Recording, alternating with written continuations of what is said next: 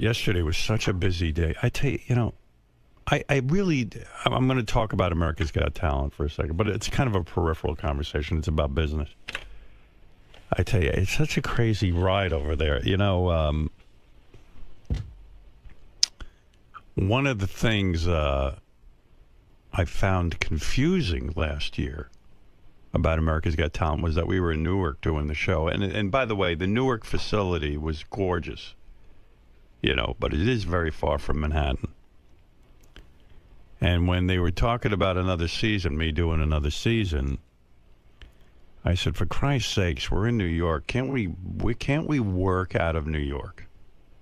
New York City, I mean. In Manhattan. Yeah, and I'll be honest with you. I always had a dream. I thought that I would be New York's hero. I grew up in New York. I love this city. That's why I took offense when they said, I'm looking to move down to Florida to avoid paying taxes. It's an honor to pay taxes in New York City. This is the greatest city in the world. And yes, you do have to pay to be here. Now, you say that. I thought about that yesterday when you said that. Yeah. You've never been to most other cities. Well, I know what I read. What? I was in San Antonio. What are you talking about? By the way, beautiful San Antonio River. I took a run there. Very nice. That's all I saw. But New York is the capital of the world, not of the United States, of the world. Really is. And if you don't understand that, you've never been here. So much creativity comes out of New York City. So much in terms of business and art. The museums, the restaurants. I mean, it is just a phenomenon. It is the greatest. That's why every terrorist wants to take it down. And that's why when I go to like upstate New York, and they go, "You New Yorkers," and it's like, "Shut the fuck up, asshole." The New York spreads Even its in wings. New York, Right. They want to take it down. Right. So, the people in Newark were great, really truthfully, but Jesus Christ, when we would do the show, and we're doing the morning show, and, I'd go out there, and who the hell wants to deal with traffic and stuff? So I had said to NBC, how about doing the show in New York, What's going on?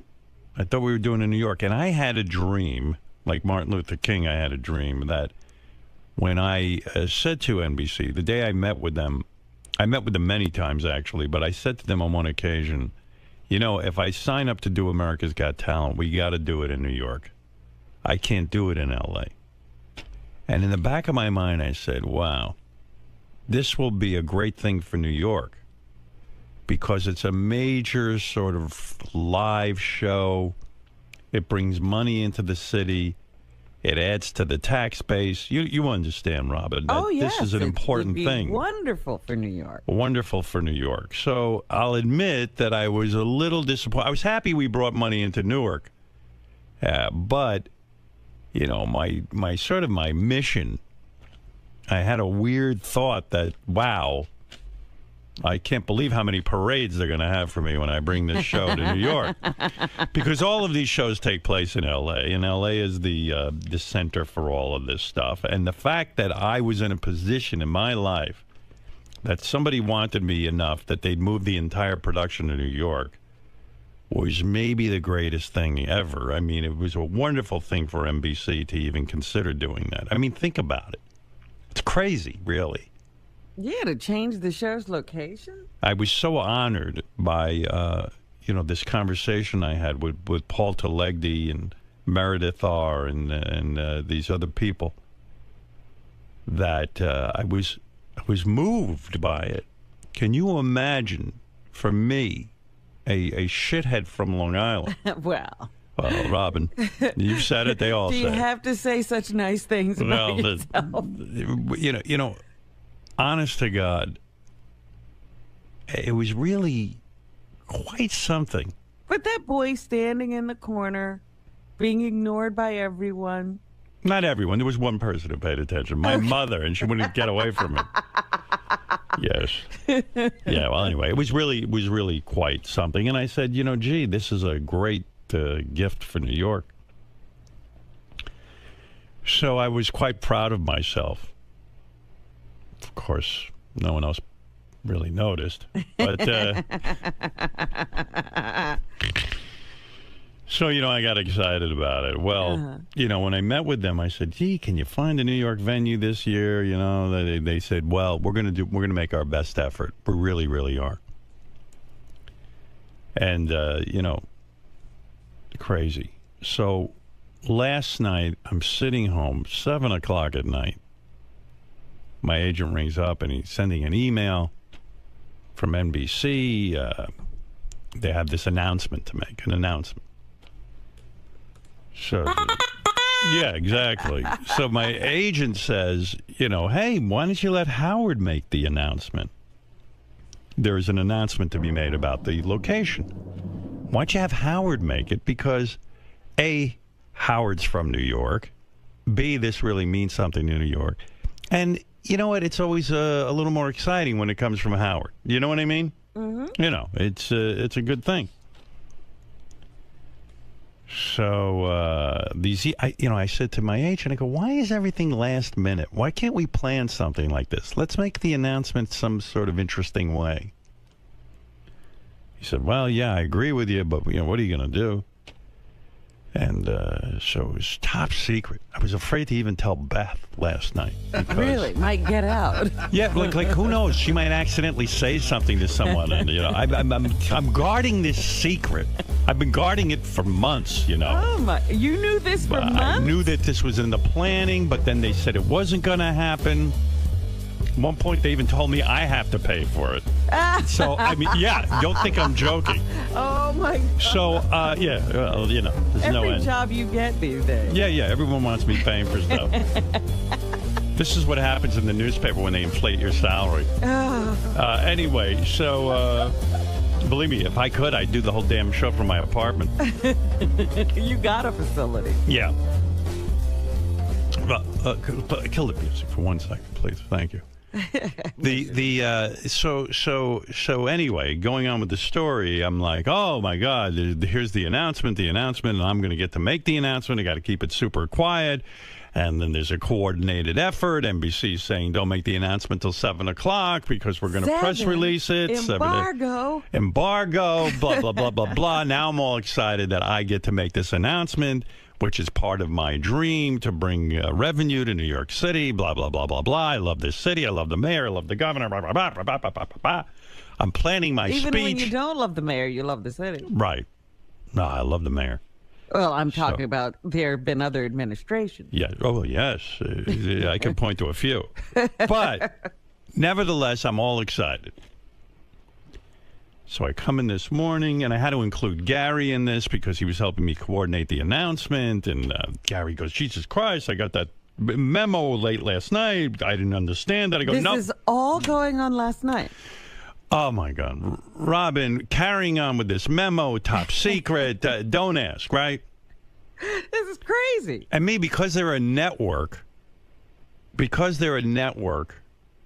I figure they are under control and they know what the fuck they're doing. It sounds like this is our kind of organization. Oh, worse.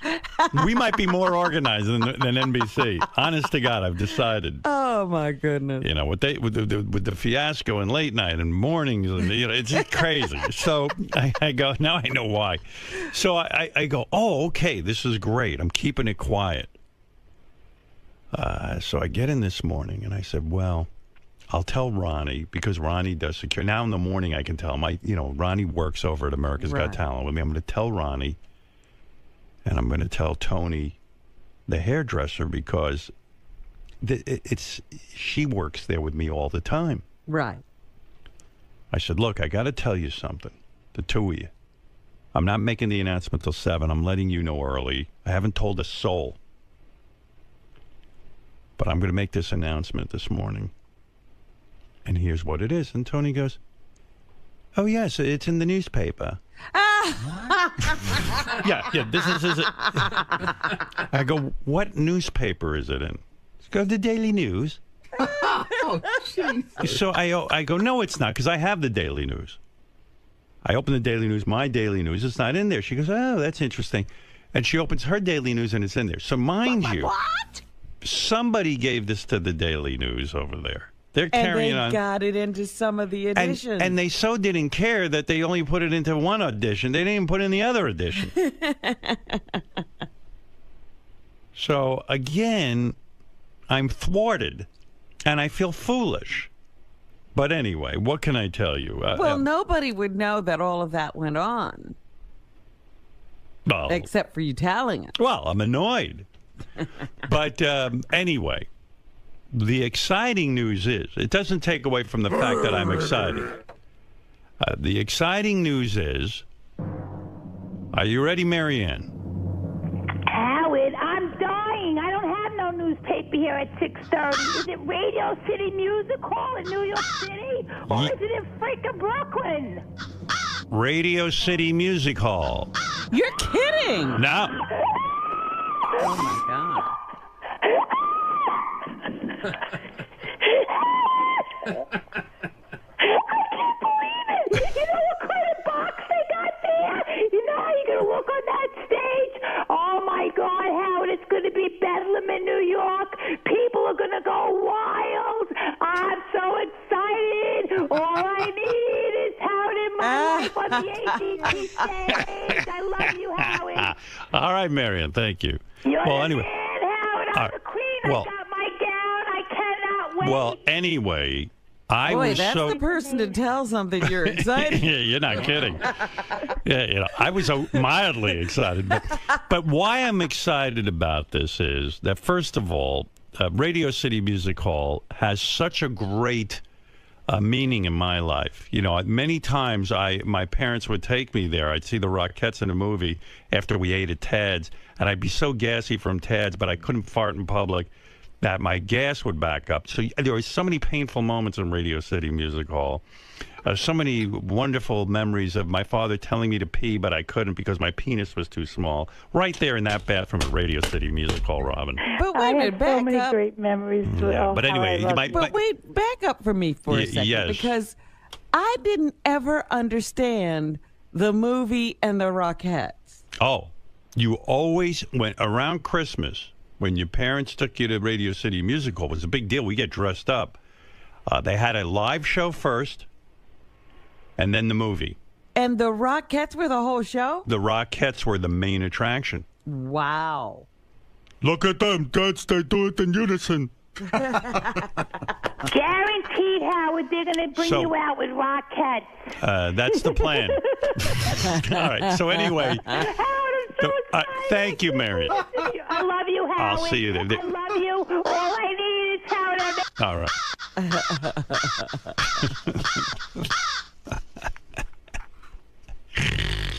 Anyway, the reason I got excited about this is it's very different when you do a television show and they go live from New York as opposed to Newark. And live from Radio City. Radio City. It's such a legendary place. And I even said to America's Got Talent, I said, there's going to be such a run on tickets because people love to see a show. You know, and to see it at Radio City, and it's great. It's great for the city. It brings in a lot of revenue. It's very exciting. Very exciting, and I know it took them forever to put the deal together. And not to really, in all honesty, the guys at NBC did a beautiful job because. Were you the holdup, Radio City? Well, Howard Stern is going to be on our marquee. Yeah, I think they were concerned that I'd be there. I think in order to make the deal, they threw me out. But I know what a difficult deal this was to put together. And I believe it involved the governor's office. So don't ask. It's a whole thing. Everybody got involved. Yeah, I don't know the whole story. I guess it is. Where is the press That takes release? up a lot of time, doesn't it? Having your set at Radio City Music Hall. Yeah. Oh, it's crazy. It's really great. And can you imagine the fans here in New York going nuts with the tickets and the whole thing? It should be really, really great. It is one of the most historic venues in the world. And let's see what Paul said. There are a few entertainment shrines in the world that are as venerated as Radio City Music Hall. He used a lot of big words. Venerated. Yeah, well, that's how you get to be the head of late night. What does that mean? Many of them, who knows? I think that's like when you put holes in something and a lot of air goes through it. I think that's ventilated. Oh, right. Same difference. Many of America's greatest performers have graced this legendary stage. Now AGT will have the rare opportunity to discover greatness in this renowned venue. We're delighted. The 8th season of America's Got Talent will come from New York. Blah, blah, blah. We applaud Governor Cuomo and New York legislature for developing and advocating programs that attract investment and create jobs for New Yorkers. Said Rick Cotton, Executive Vice President, General Counsel for NBC. Let's see. Today's announcements for the proof that New York is becoming the place to be for film and television industry, Governor Cuomo said. See? Oh, the governor's coming. Yeah. Well, that was my dream. Well, let me say, I will ask something here because I'm Go reading ahead. now what was in the Daily News. Thank you. And it says that it's due to the Jimmy Fallon tax credit? Yeah, well, I think that NBC wants to move the Tonight Show to New York. Right. So in order to keep him there, they created a tax benefit for NBC to keep the show in New York. Wow. Yeah. I hope I'm saying that right. I mean, what do I know? I mean, that's the worst kept secret, too, that Jimmy Fallon's taking over the Tonight Show. It's a done deal. They've already made a law in New York. Here, look. Jimmy Fallon closes NBC Tonight Show deal. Seth Meyers eyed for late night. It's already a done deal. Where's Jay in all this? Jay's out the fucking door. They're not even talking about it. Done deal, Last time, If I'm Jay, I'm going to Fox. remember they would say, Jay will still be in the mix. Now there's no even in the mix. Do you imagine Fox just takes Jay and then they have the #1 late night show? Is that possible? What? What? Sometimes those things just don't work out. You know what I might do? I might let Jay warm up the crowd for America's Got Talent this summer. That would be so funny. Hey, everybody. Hey, here comes your judge. How it's doing? All right, when the judges come out, you're going to stand up. Isn't that great? Let's practice. All right, we're going to practice now. Everyone say, you're going to Vegas. Yeah, Vegas. Everyone practice the chant. And put up your arms like this when you want to make the judges an an X. That's right. If you don't like something, you can boo. That's a practice. 1, 2, 3, boo. Anybody with a T-shirt? Yeah. Yeah, Jimmy Fallon's march to inherit the Tonight Show is nearly complete. The late-night host has closed a new deal with NBC that will pave the way for him to replace Jay Leno in the 11:35 p.m. slot. What's so great is, too, they drag it out. Jay just looks like a buffoon. But now I didn't understand what you were talking about. So you knew all of this before Jay did that duet. Yeah. With Jimmy Fallon the other day. No wonder you said it made him look like a shithead. Yeah, he's a shithead. Everything Jay does is a shithead. I'm so glad NBC's getting rid of him. Yeah, because we got to do upfronts in L.A. with I got to appear with the crew of The Voice. For something. I don't even know what it is. And I know Leno's going to be there. It's going to be fucking embarrassing. Oh, really? Hopefully they'll fire his ass before I got to go do that next month. Would he show up? I don't know. Why would he show up? He could do a duet with me. Still not clear as when exactly Fallon will take over tonight. The Hollywood Reporter's source says some NBC execs want to launch Fallon's New York base tonight in February during the network's highly rated coverage of the Winter Olympics. February. Oh, okay. February what? Oh, February. February. Oh. February. February of 2014. But producer Lorne Michaels is said to prefer to give Fallon a little more time. Lorne Michaels going to produce. First of all, that's the star of late night right now. You see, Lorne Michaels knows how to play it. I was just telling Gary this. The guy quietly behind the scenes now has completely wrapped up late night. He owns it. He's got the 12:30 slot he's going to produce with Seth Meyers. He's got the 11:30 slot with Fallon. And he's got Saturday Night Live, completely locked up the entire franchise. And he controls the whole fucking thing. That's the way to do it. And I admire that. Keeps his mouth shut. You never hear from the guy. Well, hasn't he had his run-ins? I mean, there was a period of time where he didn't run Saturday Night Live. Yeah, look how well that worked out. But he let him flounder, and then he came back, and he was the savior, I guess. Yeah, did it perfectly. Jay saved, but no accolades. Wouldn't you love if Jay took over Conan show at TBS? Stole That's the show. what he should do. Now he should start hiding in the closet at TBS meeting. Would Conan kill him? He probably would just kill him. You know what? Yeah. And everybody would say he had a right to. I was watching Conan. I watched because I love Seth Rogen, and Seth Rogen was a guest. He was so good on Conan. But I taped it. You know, otherwise you forget about Conan. I haven't really looked since he started that show. It's somewhat sad when you tune in, actually. You feel bad for the guy. You almost feel like nobody's watching but that audience he's talking to. Yeah. Like there's no one at home. Yeah, I mean, he just like blew out. Well, okay. What are you going to do? It's like nobody even talks about, are you going to do Conan? No, that isn't even a question anymore. Right. I would do Conan if I lived in LA just because I feel bad for him. Yeah, but I'm just saying, people, are you going to do Fallon? Are you going to do this? Are you going to do that? Nobody says Conan. Yeah. Used to be the guy. Yeah, NBC was talking to me about doing some appearances before the start of America's Got Talent. I told them I don't want to do too many. I hate those fucking appearances. I think next week I got to do the Today Show. Yeah, you said maybe with the whole group. Interview? I don't like to do group interviews. I'll be honest. I'm not such a great team player. You know what's? How do they seat you even?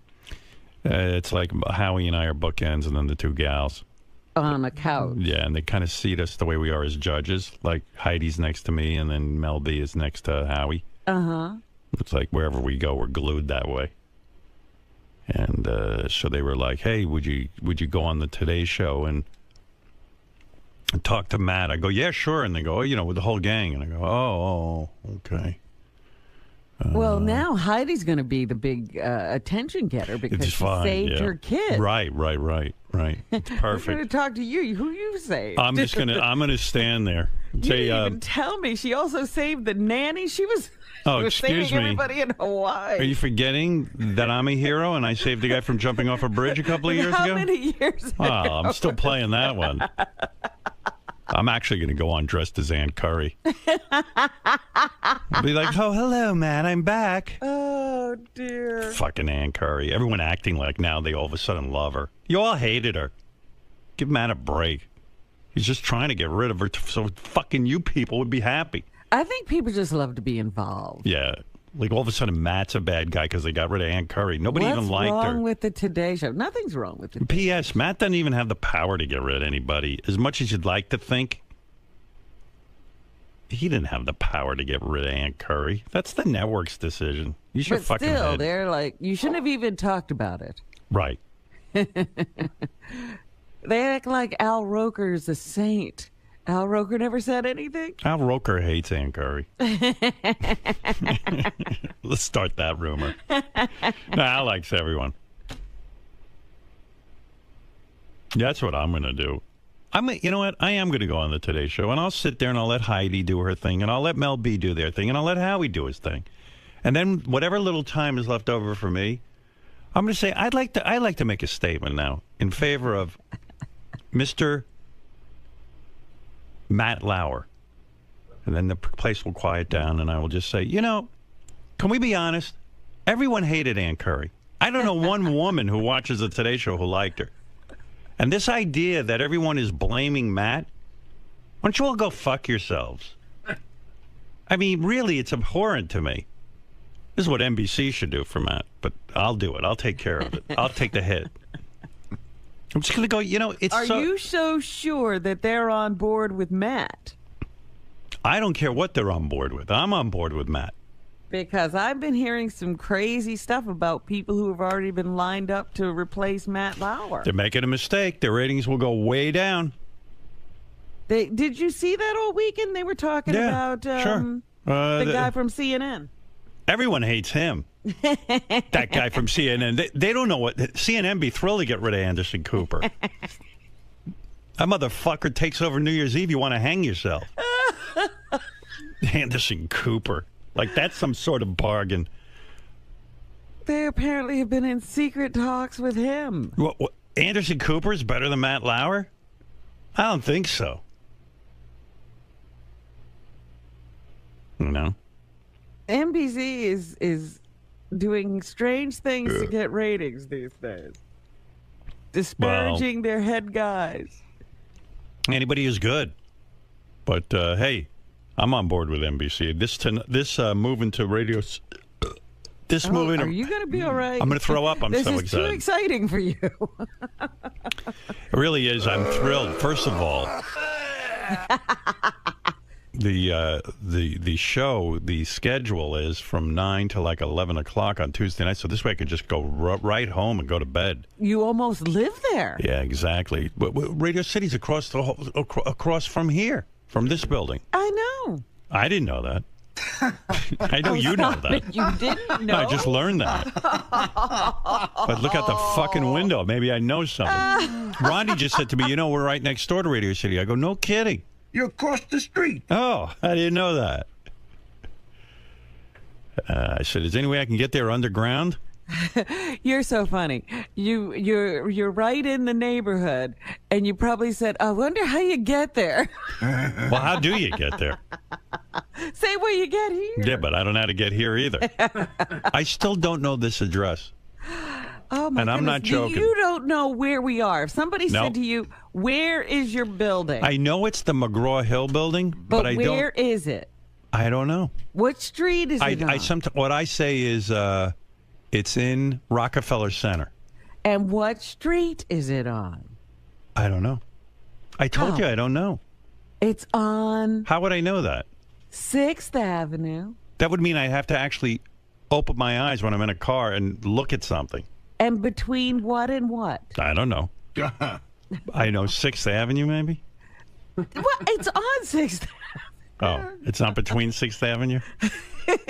Can you picture? That's pretty good. Is it like 47th Street? No. What is it? Where are we? Where are we right now? Someone tell me where we are. I should know that. We're, you really want to know? Yeah. We're between 48th and 49th. Well, I was off 1 block. Yeah. Okay. But that makes a big difference because you can't even see it from 40. That's a nice building, too, though. Yeah. Can you picture on a map where we are? No. I don't. You can't picture New York. I love not to know. I really do. I love not to know. I don't have any idea where anything is. And I'm embarrassed by it. And I got to get that under control. That's one of my things on my someday maybe list. Do you think you could recognize the state of New York on a map of the United States? I know where it is, yes. You could recognize it and point it out? No. They picked out shapes. I don't know anything. Like not the... I know where like Texas is because it looks like weird. It's at the bottom there. I know where Florida is. I know where New York is kind of. It's in that upper right-hand corner. It's in a jumble of states. It's in a jumble of bullshit. Could you pick it out? Yeah, I know like Vermont's there somewhere. You said you couldn't get home. Could you really... I think I could get home, but it would take me some time to figure it out. He'd have a phone that he used my Google the phone. GPS But on. so you wouldn't know in general what direction to walk, or? No, I have no idea. Wow. If I walked out of the building right now, I'd have no idea where I was or how to get home. I told Benji I live 2 blocks from him. He used GPS to find me. He's been there. And you know what? I'm going to admit something even more embarrassing. What? When I left your apartment, I used GPS again to get home, even though I had just come 2 blocks to see you. I have no idea where anything is. I don't know how you guys do that. That's part of what's so great about Manhattan is you can. I know. It's easy to get around. yeah. That's what I said to my wife. We don't need to live in Manhattan. It's a waste on me because I don't know where anything is. Do you know how wide the island is? No. So, I don't know. It's only 2.5 miles wide. Yeah, At the widest. you're telling me information I don't know. Yeah. It's I'm funny. honest. There's a restaurant, a wonderful restaurant that's a couple of blocks from Howard. I told him I was there. He goes, "Oh, I've never been. I don't know that restaurant." Of course not. I don't know any restaurant. I only know where Beth takes me. You gotta start. If you start bike riding, you'll learn it. Oh, Yeah, forget well, bike riding. it's very We'd dangerous. Get lost, and we'd never hear from him Everyone again. I know who bike rides has been hit by a cab in Manhattan. Fred rides a bike. He's never Not been in hit by a Manhattan, I bike. don't. No, he Oh, you doesn't. don't? No, No, I do not. Well, it's People are different. crazy. Yeah, it's crazy. I'm talking I about don't know how people who do are. it. I thought Fred did it. No, it's so dangerous. But anyway, Remember on, that good-looking kid who used to work for us? That guy that every Sussy. chick loved? Yeah, no, not Sussy. Not I know. Sussy. He was for the TV. From the Howard TV. He was a bike rider, big bike rider, athlete. Boom, gets hit by a cab. He has a scar Gump? now from the top of his head to the chin. He's still better looking than all of us. Yeah, he is. who's that? Was that gum? No. Oh, Adam. Yeah. He got slammed, and then I have another friend who she went right over the top of a cab. Wow. Yeah, and then she's some athlete. I mean, it's ridiculous. They're putting out all those bike lanes, and they're confusing. Right, Have you noticed that? Robin. I don't even know where we are. What would I You notice? don't know what's going I on. just confessed to you. I don't know how to get home from here. There are all these bike lanes, and then they have these left turn lanes. You don't know what's going on the street anymore. Is that the bike lane? Is that the turn lane? Of Yeah. course people are getting killed. Then they have these pedestrian things where people just start sitting in the middle of the street. Right. Well, anyway, so the big news is, even though it's already in the newspaper and I was supposed to make the announcement, so that's a bit of a disappointment. You but- know what? The other thing in the daily news story, it's really, I can't believe they put this in the Go ahead. story.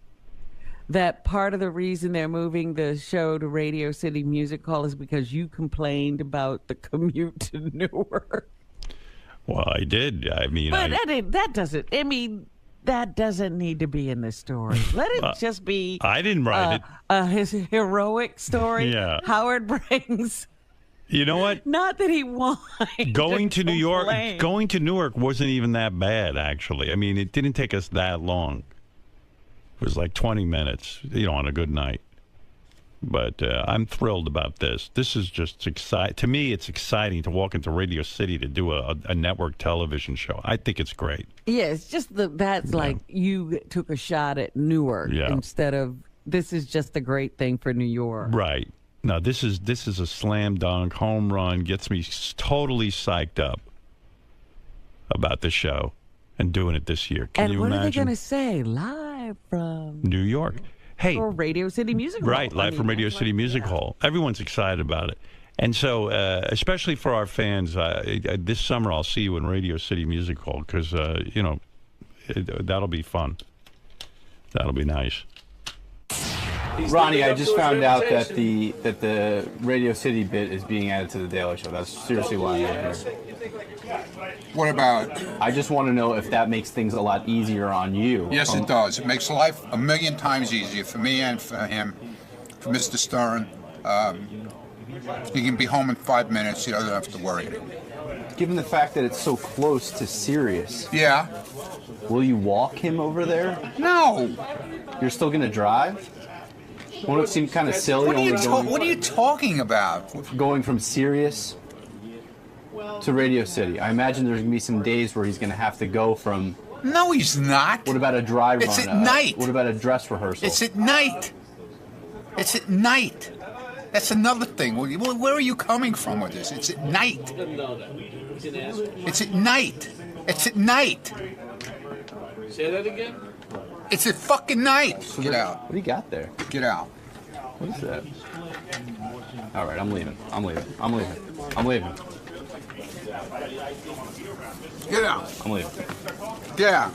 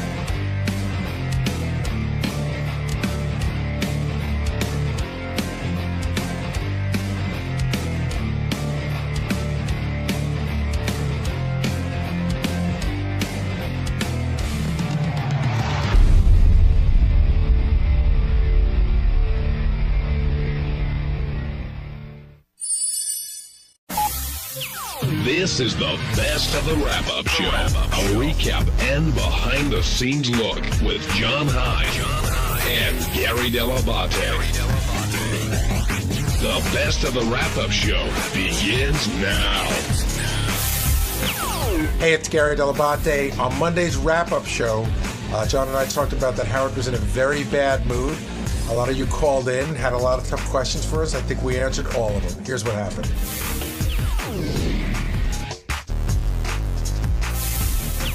Let's start off with Steve in Jersey. Steve, you're on the wrap-up show. Hey, guys. Hi, Steve. I just know Howard, I've been listening to Howard for, 20-something years. 89, I started listening. I love the guy to death. He's really getting out of touch with his fans when he gets on there, and he's just so successful, has so much money, and complains constantly about it. I mean, we love to hear about his life, but he's losing touch with a lot of his fan base, the way he does things sometimes. Well, I mean, the reason you listen to the show is you want to hear Howard and his life, and you want to hear him complain about it and, goof with his parents and yell at people here and everything that he does. He had a tough week, and he's letting you know how he feels. And, yeah, you're saying, well, if I was on AGT and if I blah, blah, blah, I wouldn't complain about it. Everybody complains, no matter how successful they are. No, I know. I love the guy to death. I hate, I hear people like me call in, and sometimes I get pissed at them. But today, I don't know, it just kind of bothered me a little, and I figured I'd call you guys. I'm a pretty middle-of-the-road listener, an average guy, and it aggravates me a little sometimes.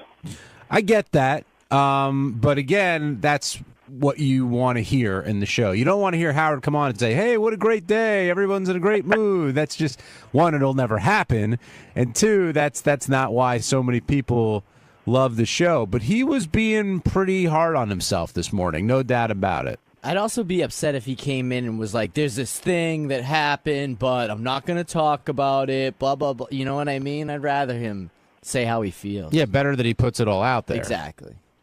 Yeah, no, like I said, it just today, I mean, I don't call too often, first-time caller, but I listen constantly, and today it got me calling. So I don't know if it's me, or if it's just him. I don't, it could be my mood today, but I just wasn't in the mood to hear it today. All right. Well, we appreciate you calling in, Steve, and taking the time. And, yeah, I mean, Howard definitely was in one of those moods this morning. You could tell, and I don't think he really took it out on anybody here. I thought he more took it out on, whatever the subject matter was that he was discussing.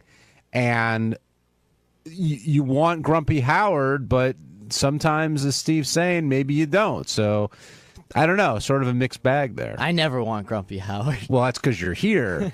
If you're a listener, Grumpy Howard sometimes is the best. Right. Let's go to David in New York. David, you're on the wrap-up show. Balabooey. Hey, David. Hey, I just noticed off of the Mark Wahlberg interview that Howard just seemed a little distant, and it seemed like he just wanted to get it over with, I don't think that was the case. I know Mark was on a really tight schedule, and he had to be out by, I think, 8:15. So Howard had to do sort of a compressed interview there. I don't think his mood had anything to do with that. And I thought it was a pretty good interview because Mark will call out Howard, and Howard will call out Mark. And that's what I was looking for, because that's what happened in the last interview. Yeah, I didn't get a lot of that. I got a lot of question and answer. They went back and forth a little bit. Especially at the beginning. Yeah, in the beginning. They talked about, both Howard and Robin said that Mark going to revert back to his old ways and stuff, but he's a pretty religious guy. And Mark did say that he'll only come in if he really believes in the movie. And last time he came in with Ted, we all know how that turned out. So, and by the way, I mean, Mark Wahlberg's a pretty smart guy. I mean, he got a piece of Ted that made over $500 million already worldwide, and he produces a bunch of different stuff. He's I really respect what he does in the entertainment industry. Puts on a lot of good shows too. Yeah, he does. It's really good. He's really up and coming. So another thing it reminded me of was I don't know if you remember way back the old Eddie Murphy interview, like the first Eddie Murphy interview. Yeah. I kept thinking of that every time I was listening to the question and answer that they were having back and forth.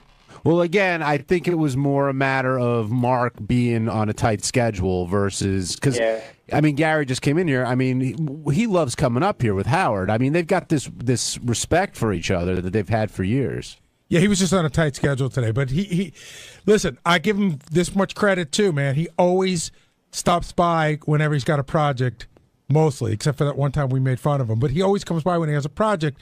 And not everybody who's supposed to be a friend does. Sometimes they skip us. He usually doesn't. No, he was heading over, I know, to GMA and doing a couple other things today. He does always come by. So, David in Maryland, you're on the wrap-up show.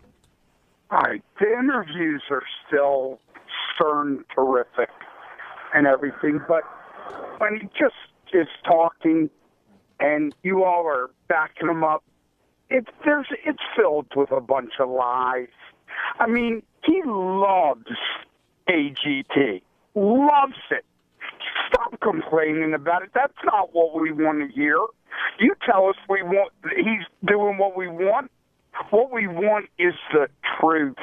Be honest. He's not honest anymore. I can tell you. Hold on. Can I answer that? Wait a second, Gary. Hold on. He doesn't love it today. So today he was being honest. Maybe he'll love it tomorrow, but today he was not loving it, and he was being very honest.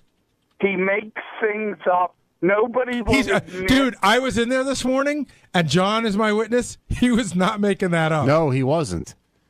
And, I mean, why doesn't anybody admit that Robin's a lesbian? I mean, because why don't she's you talk not. About the real, please. David, that's Robin's story to tell. But hold on, that's not even true. Robin's not a lesbian. That's the line I would use if she were. Why are you sure she is? I've been away with her. I've been to the Anne Frank house drunk with her boyfriend. You were with Justin Bieber and her at the Anne Frank Museum? Jesus, that's your stab at comedy, brother? No, but I mean, come on, she's a girl lover. But we need to get back to honesty on this show, Gary. Well, I think you want to get into is whatever you think is honesty. You want to get into your weird conspiracy theories and call them real. No. I'm not a conspiracy person. I just want honesty. Well, what else? And I love you. What else do you think David? What else do you think is missing? I just don't think the stories are truthful. That's all. I think there's a lot of what John said. I think you say what you think the audience wants to hear. I don't think it's all honesty anymore. That's all. When did John say that, John? What's wrong with you? When did I say that, David? Didn't you just say that Howard says and does what the audience wants? Didn't you just say that to the first caller? No. Or if I did, I forgot the context of what we were talking about. He said something about Robin being a lesbian, but not that. No, he means the first caller. I'm talking about that. I'm talking about the first caller. Right. You told the first caller that everybody's, sometimes wants to make the show what they want, but Howard's just doing what everybody wants, but he isn't anymore. I don't think by being himself is what he was saying. Yeah. By talking about what's in his life. I said, look. But I don't think he tells the truth. But David, are you saying that Howard got up this morning and said, "I'm in a great mood, but just to make the show more interesting, I'm going to tell everybody that I feel like shit and I did not have fun at AGT last week"? Maybe not this morning, but I think there is a lot of that in the show, more now than there was maybe 5-6 years ago. Okay, point well taken. I don't agree, but you get to say what you want to say, David. Yeah, David, thanks for calling in, and you're entitled to your opinion, but Steve's right. What I was saying was Howard simply is always himself, and sometimes what I was telling the earlier caller was, do you think Howard's coming in and saying, "Hey, AGT's been wonderful. It's a great day. Let's," that's just not who he is. Well, I think he would come in and say that if he felt it. If he had a particularly great time and something great happened that was worthy of saying. But yeah, he's not going to come in and say, "Oh, a great time at AGT last week," and Rob will go, "What happened?" Well, nothing really, Rob. Just a great time. That's not him. Right. Moses in Lancaster, you're on the wrap-up show. Oh, hey now. Hey, now. Hey, I just wanted to say, about Howard being in a bad mood and how it affects the show. I agree with Gary, but I actually like it. I dig it. Like I like when I like the fact that he's not in one mood every day. Like I'm sure it sucks to be an eye shot if you're an employee, because you never know how your boss is going to respond to you. But as a fan, I love it. I think it's great. Well, I think... So you go, John. Well, I was going to say, it humanizes him. Right. You know, if he came in and he did a shtick every time, eventually that would wear thin. And you want to hear Howard, good or bad mood, because he's being real about it. Yeah, when I saw Moses' call and it says he likes it when Howard's in a bad mood, I was like, well, that would suck every day. But his point is better taken that he likes it that Howard just has moods. Yeah, instead of just one mood. Exactly. Like I read, when I read on the internet, maybe it was Friday, and crap was going around about his case being thrown out. I said to my wife right away, I was like, oh, he's going to be good Monday morning, because that sucks. You know, like, it sucks for him, but for me as a listener, I thought that's going to be pretty entertaining to listen to. And that was a weird thing, too, because I spoke to Howard on Friday and Saturday about some business stuff, and it's I really was unsure whether to bring it up, so I just decided not to. What would you have done, John? Would you have started a conversation by, hey, sorry about the lawsuit? No. Right, I just didn't bring it up at all. No, I think that was the right move. And I wanted to give him my support, but like, what is my support going to do? It's not going to change the ruling. And why bring up, it's like, what are you supposed to say? Like 6 months later, sorry, your mother died? Like, you don't want to bring it up. Yeah, that's a situation where if he brings it up, fine. Yes. But you're not going to be the one who prompts that conversation. Right. So I think you made the right choice. What's up, guys? It's Teddy. On Tuesday's wrap-up show, we were in Studio 2, and I may have revealed something that happened between High-Pitched Mike and I at a Christmas party. But a little later on, Ronnie came in to defend his grammar on Twitter, which turned out to be a really funny segment. Check it out.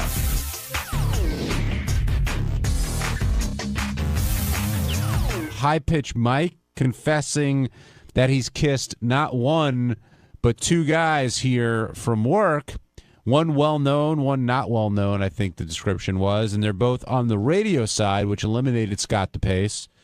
And there was some speculation as to who it might be, but I don't know. I mean, was this reported on, Teddy? Are you aware of this?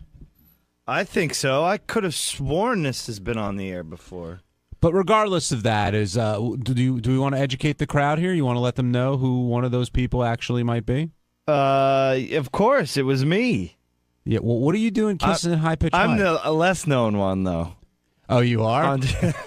What are you? The more known one is 𝗦𝗵cie. What are you doing making out with High-Pitched Mike? I didn't make out with him. I pecked him on the lips, very, very closed-mouthed, drunk at like 3 Christmas parties ago. Mm-hmm. And it was a laugh, like as Richard would call it, a goof. You were having a laugh? I was having a goof. I was getting goofy. I grabbed him I slapped him hard on the cheeks and pulled him in and said, "Come here, I love you." Mwah. And that's it. And that turned into the gayest moment on the Howard Stern show. So I don't know if it's that, but so Mike didn't come on to you in any way. This was all your doing. No, I mean, I knew it would literally, make his face turn red. And it was just a moment we had. It was funny. It was a goof. The following year, the person who's lesser known tried to one-up me and kissed him longer, harder, grosser. Oh, I didn't know this was an annual holiday party ritual. It looked like it was turning into that. It looked like it was going down that road. But then nothing happened the last 2 years. You're saying Will is less known than you are, Teddy? Is that what you're claiming? Fuck you. No, it was a ploy to get him down here. Oh, well, no. The like I said, the other guy nobody really knows, but he tried to one-up me the next year and really gave it to him and kissed him hard and I think multiple times and all this stuff. Like I said, what I did, I grabbed him like that on the lips. So nothing gay about it. Just no, it's not gay. You're taking the Richard. Whatever. You're taking the Richard Christie defense. I'm taking the Will Ferrell made out with Sacha Baron Cohen with like tongue at the MTV Movie Awards, but that's not gay. He jerked him off a little bit too. Don't like that. Well, what do you I think? never made out with Mike, high-pitched Mike. I never kissed him. Why do you say Never it like kissed that? another I know. Why do you It say gets it so like defensive. What do you mean? that? You're like angry about it. I mean, Yeah, he accused me of kissing a guy. I didn't kiss a guy. What, are you okay with that? It wasn't like it wasn't a sexual kiss. Bullshit. Oh, what? I saw his little Ew. tent in his pants. Well, that's his deal. Believe me, there was no tent in my pants. do you think there's some hidden gay issues with Teddy here? Do you think that deep down this is where he wants to be and what he Insert wants to joke now. No, he's got way better taste than that, at least. do? Ooh, high pitch Mike taking the blow, but he'd love to. Oh. So was this a huge deal, or No, did it, I think Artie, was disgusted out of his mind. I think it came up with him on the air, but He's either disgusted or high. Look, the point is, no, I don't know. Mike loves to just bring it up over and over and over again. Why is that? Well, he likes. He beats off to it. Yeah, it's probably in his spank bank. Did he come back to you afterwards or down the road and say, "Hey, Teddy"? No, maybe but he would joke. He would always joke like, "Oh, But was he joking? This Christmas Teddy? party, do we get to make out again?" And Was he joking though? Look, who cares? He had a weird move at the Christmas party. He would wait till everybody got drunk, and then he would try and kiss them. Really? Yeah. Yes, that was his move. Early on. Now I don't stay at the Christmas parties long enough to find out. But early on, he would get hammered or wait till people were really drunk and then try and kiss them. Has that always been your MO, Teddy? What? Not me. No, he was a Mike. victim. He's talking about Mike. I know. No, look. Let's not. Mike's not a sexual predator by any means either. I mean, he's just. Like No, but said, I always thought it was a weird move that you'd No. wait till the guys get drunk and then you'd try and kiss them. I thought that was kind of. Well, the other thing that Robin Strange. threw out there during this conversation was, 10% of the population is gay. So clearly there are people here who may be gay and have not come out yet or haven't gotten in touch with that side of them. But you're not one of them, Teddy. No. I'm just confirming that for the audience. No, I'm good. Well, what do we have? I like the. I'm a fan of the gash, John. Nice to put it that way. Classy guy. Mhm. Two gay guys I can count. Who are out. Who are out. Right. Openly. Remember, Mike wasn't out when we first And came we have, here. a crew of, 70 people? So 7 people are gay. Right. So Jason has to come out yet. That's one. Jason. Who else? You. Me? Yeah. I'm married with a kid. Me. asshole. Everybody. The other kissing victim I wouldn't be surprised. Really? Yeah. Ooh, we might have to talk to him. We're also going to get a visit from Ronnie Mund, who took a little flack over his mustache, but that all started from his tweet about Boston, which was very heartfelt, but said that, I think it was must of instead of must have. But maybe he was just saving space on Twitter. No, he's an idiot. Why do you say that? Because I saw the tweet and it irritated me. Why? Like he's somehow speaking for the show, and then I just see how awful his grammar is. Because when you talk, you say, "Oh, must have been something," but if you actually know grammar, you know it's must have. It just sounds like must have, but he's retarded. He doesn't know. Well, I don't know if that's pretty strong, but I mean, maybe Ronnie. You think he knew how to really spell it or how it was grammatically correct? No, but I've read his tweets, and a lot of times, you're not. I don't it's think embarrassing. You should not write. I don't think you're going to Ronnie's tweets for grammar. You're going for the humor in what he puts out pictures there. of mediocre girls. That's the other reason. Well, I'm not saying that, but I am. The way he words stuff and how he truncates his text. Decent chick of the week. Mediocre. Yeah, it's an angry wrap-up chick I show. might have sex with of the week. But later on, Ronnie went in to talk about his Cougar Town performance, which we talked a little bit here yesterday, and said he doesn't care what people think. He doesn't care, and to me, that's always his defense mechanism when he does care what people think. And I know he went in with a good attitude, and I thought he did a very fine job considering his skill set. But I think that he wants to parlay that into something more, maybe get asked back to Cougar Town. And let's face it, almost 2 million people saw him do that episode, and good for him. But when he says, I don't care, he cares. He cares a lot, yeah. He's doing his act, that whole Ronnie thing that's hilarious. Ronnie also accused Fred of, and he said, Howard's only reading the bad ones. He's not reading the good ones regarding the feed. Do you think that that's possible, that Fred perhaps tucked away the good Ronnie emails about his Cougar Town performance, or do you think Ronnie? Did you watch it? Did you see it? Yeah, I saw it. And what do you think? Were we hiding all the glowing reviews? I think Ronnie might have been a little delusional there. I don't think Fred was hiding emails at all. Now, Howard can also dwell on negative stuff instead of positive stuff to get a rise out of Ronnie. That's part of his goal sometimes. That's true. So I want to know from Ronnie when he gets here if he thought he did a good job, number one. And number two, if all the mustache comments get to him. The Yosemite Sam, the Lorax picture was up there for a while today.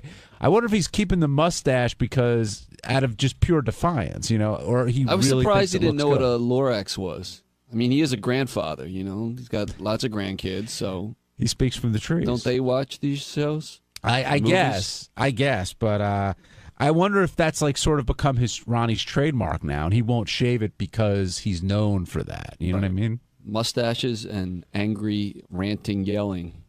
James, you're on the wrap-up show.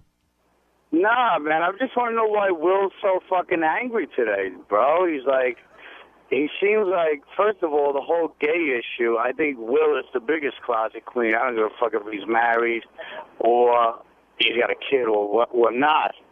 But the thing also with Ronnie's text, like, who fucking critiques someone's grammar when they're texting? Yeah. I do. Why all the anger from Ronnie? I don't have the anger. I just think it's embarrassing when you write shit on Twitter and you literally don't know how to, speak the English language. Yeah, but like you brought up must have instead of must have. But Yeah. must have is, that's it's an abbreviation. No. It's apostrophe VE. Yeah. It was must of. Must of. That's what was written. Must of. Oh, Yeah, he Oh, I didn't know that it was OF. But even that, it's just like that's It's just stupid. It's stupid. It's just an abbreviation. But You can just always say everything's lazy, Who cares? But at some point, have a little fucking pride in the English language. It's not an abbreviation. It's a misinterpretation. It's a huge difference. Ronnie doesn't know. If Ronnie walked in here and said, "Oh, I'm abbreviating must have," but he doesn't know he is. He thinks that's the word. So does Richard Christie's grammar drive you crazy? Why? Is this really bad or something? It's I'm poor. serious. I don't know. I've never really noticed him. Okay. Yeah, it seems like Ronnie gets under your skin for some reason. No, it's not. Well, yeah, I don't know. He had all these kind of hero tweets today that was like, it was just bothering me for some reason. All right. We feel for you, Boston. All right. What? Let's take a break. What do you mean all his hero tweets? I put one tweet out. No, it was like 4 of them. Oh, bullshit, man. Worry about your own fucking We can Twitter count them if account. you want. I think it was 4. Don't worry about mine. It wasn't for me. You wouldn't have Go your find a Twitter dictionary, you followers. dope. Remember For who got you? your- Hold on. Yeah. How do you Remember have who Twitter got- followers? Remember who got all your Howard. followers? and buys them? Dude, you are no hero around here. Everyone has their Twitter Oh, you're followers such because a of Howard. bullshit artist, Will. You are You know not that? giving anybody their Twitter Yeah, followers. Oh, do me a favor, man. Could you tweet out my shit when you get it? Blah, blah, blah. I just When have opened a I new ever account. said that? When you opened your account, you No, I fucking didn't. liar. No, I You're didn't. so full of shit. So you're saying you tweeted multiple times about Boston or once? I never said that. So when did tell I me. say that? Tell me. I put one tweet out about it. Now, I guess Will and Howard picked up on it because you said must have instead of must have. whatever, dude. Do you Come on, do you give me a consider break. when you're tweeting? Do you consider your grammar, or do you just throw up whatever is I on throw your up mind? whatever I feel like throwing up, okay? And if I got to throw up, I'll throw up. Now, Will was saying that it's you representing the show, so for you using poor grammar, Oh, it's stop it. Will you please? you don't think there's a point there? Well, say what's on your mind, because you're just. I'm saying it. But It's ridiculous. But why? What? Because I made a grammar mistake, so I shouldn't tweet anymore because it's part of the show? We're going to go down that road now, too? I can't talk about that? Nobody's saying you shouldn't tweet. It's just saying that you're making grammatical errors. And I don't even think anybody's saying that you should be more educated. I think just pointing it out because we all goof on each other. I don't think anybody expects you to go... I don't really care, Gary. It doesn't bother me. They can make fun of me. I don't give a shit. Well, the thing that seemed to At least I do my own tweets, unlike other people. Well, what are you saying? Some people have like there's people that do tweets for people, celebrities, not nobody here. Yeah. No, but I'm just saying. Have you been approached by that? Like, if people offered to do your tweets? No. Have you been approached by anybody to for any sort of an endorsement deal? Like, if you tweet this, I'll pay you. Kind of, yeah. And you turned it down? Yeah, I didn't want to do it. Why? I can't talk about it. Okay. The thing that you said, this doesn't bother you, but the thing that did seem to get under your skin today was you said Howard was reading only the negative emails about your Cougar Town appearance. And you said, do you think Fred is editing out the positive ones that come in? Editing them out. They just didn't read them because there was like 20-1 on Twitter about them. What do you mean? You mean most people supported you? Yeah, exactly. So you can't tell me in the emails there wasn't one positive email. Well, that's what Fred and Howard were saying. Fine, that's what they say, okay? That's not what I'm saying. How important is Twitter to you? Oh, here we go. You know, we've gone through this already. I know, but things have changed. Right now, it's changed. very important to me, okay? You take pride in your tweeting? It's very important to me. Clearly not. No, it's very important to me. Because I need social media now a lot. Is that sarcasm? It's very hard to tell with you. No, I'm being honest. So you closed down your Twitter today? No, I need social media. I'm using it. Oh. Okay. Do you think you did a good job on Cougar Town? It's okay. What do you It was mean? all right to play being a drag queen, yeah. When Thought you it was awesome. When you saw it back, were you proud of what you did, or were you like critiquing yourself? Because some people can't watch themselves on TV. I didn't want to watch it, to be honest with you, but I did. I watched it like 3 days later. Why didn't you want to watch it? First of all, I was too busy, number one. And number two, I'm not crazy about watching myself on TV. Even dressed in drag like you were? Because, I mean, for some of the episode you were. The other part you weren't. You were you. Yeah, well, I was me. Kind of. Holding that dog. Right. I had the dog all day. And you also took flack for your mustache. Again. What'd you call it again? That whole thing? What do you call it? My centerpiece? Centerpiece. I like that. Your centerpiece. I apologize. Not a centipede. But you've heard it before, the Yosemite Sam, the Lorax, Yeah, I've all heard those. it all. I've seen it in pictures. I've seen it all, dude. Have you Colonel Mustard, Colonel List, Colonel Sanders. But have you reached the point where you're going to keep it because so many people are I ragging like on it. I'm leaving it. I got a lot of compliments over the weekend about it. From girls. Have I ever known Just you? like his acting. Right. Have I ever known you Exactly without a well. mustache? Have you? Yeah. I'm trying to think of what you look like without a mustache. Yeah, I'm trying to remember when it was. Was it a but- short time? Yeah, when's the last time? Yeah, it was a real short time. I hated it. I don't remember it. Yeah. it You've was a been short clean since I've known you in the last 12 years. At one point, I don't think you had a mustache. What's that? I think at one point when since I've been here, you didn't have a mustache. Yeah, I did. No, I don't think the whole time. No, not the whole time. For a very short period, I cut it off. I think everything. Why? Just because to I was looking. I forgot what these I saw some pictures the other day. You wanted to look younger, like 60. I saw some pictures the other day, and it was from K-Rock. Is the centerpiece thing or just the whole facial hair thing? Is it thought out, or is it something like as you start growing it, you're like, this? No, let me try this. Let me try that. Or it did was you go thought for out this? because I'll show you my driver's license picture. It's got the same picture from 12 years ago. Except I had a mullet then. Well, that completes the set. You have the center. You have the centerpiece. But I didn't have the and centerpiece then. I only had the mustache, without the centerpiece. But you do. I mean, you take care of yourself. You next to Sal, I think you spend the most time getting yourself ready in the morning, right? He's a groomer. No, he don't. I mean that's a compliment. You're well put together. I don't do it. I don't do it in the morning, man. I do it the night before or whatever, and Right, you do it. Yeah. Some people don't do it at all. There's some people here that. Will, how many times a month do you work on that beard? 12. twice. I try and shave it down just so right, like it's not a total embarrassment. Like Will's got a beard, but it's like it's not a nightly occurrence. No, Ronnie, you think that Will picks on you or takes out some anger on you for some well, reason? we both do to each other, so it's pretty equal. Yeah, that's your thing. Yeah, but we get along. Do you? Because there seems to be some. I love Ronnie. You love him? Just take a little pride in the tweeting. You know what I mean? He's a big tweeter. He's got a lot of he's got a lot of followers. Well, yeah, thanks to me, you got a lot of new followers. Jay in Pittsburgh, you're on the wrap-up show. Well, remember when you said to me one morning when I came in, "Gee, Ronnie, I just opened up an account. Maybe could you help me get some tweets? Did you followers? Did you make a plea to Ronnie for Twitter followers? And what happened that morning? Come on, Will, be honest. I got like 6 new followers, dude. It was awesome. He's such a liar, man. He really is lying. Was Ronnie the first person you thought of going to help build your Twitter following? Come on, tell the truth for once. I don't remember the history of my Twitter. Yeah, he's so full of shit. I don't. Such a liar. I remember that you tweeted, you said, "Hey, follow me," and I said, "Oh, thank you. That was very nice of you, Ronnie." Who cares more about Twitter, Ronnie or JD? I don't know. They're equally sad. But they're equally different. How so? JD cares about Twitter for getting laid, and Ronnie cares about Twitter for ego. I think there's some ego with JD, too. He prides himself on what he does on Twitter. You agree? Yeah. Yeah, I do. You think you care more or JD cares more? I use Twitter a lot now, man. I need it. I have a heroin addict. I actually have a social media person now, so. You know. What is that? Whoa. What? What does a social media person Handles do? all my social media, puts stuff out for me when I can't do it. How do they do that if you're tweeting yourself? You said nobody tweets for you. Well, when I'm doing certain things, I can't do it. And how much are you paying Stephanie for that?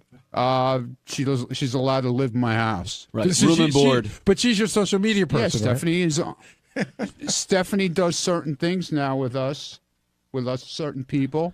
That she does live things for us on Facebook and Twitter. Is it hard mixing work with fun with Stephanie? Like sometimes. No, she's great, man. She does a great job. She's been really doing an awesome job. Because I'm not kidding. A lot of times she's into computers. Yeah, and she's into all that kind of stuff. And she could build a computer from scratch. Wow. Really? Yeah. Her specialties are retweets and fingers in the ass. Well, hey, it works. On Wednesday's wrap-up show, we started with a conversation about Beth dropping by and saying hi to Howard, and she revealed who she would bang on the staff and who the least likely person was, and that led to a conversation with JD, and we talked about JD, what he's up to, and if there are any kids or family in his future. Good stuff. Check it out.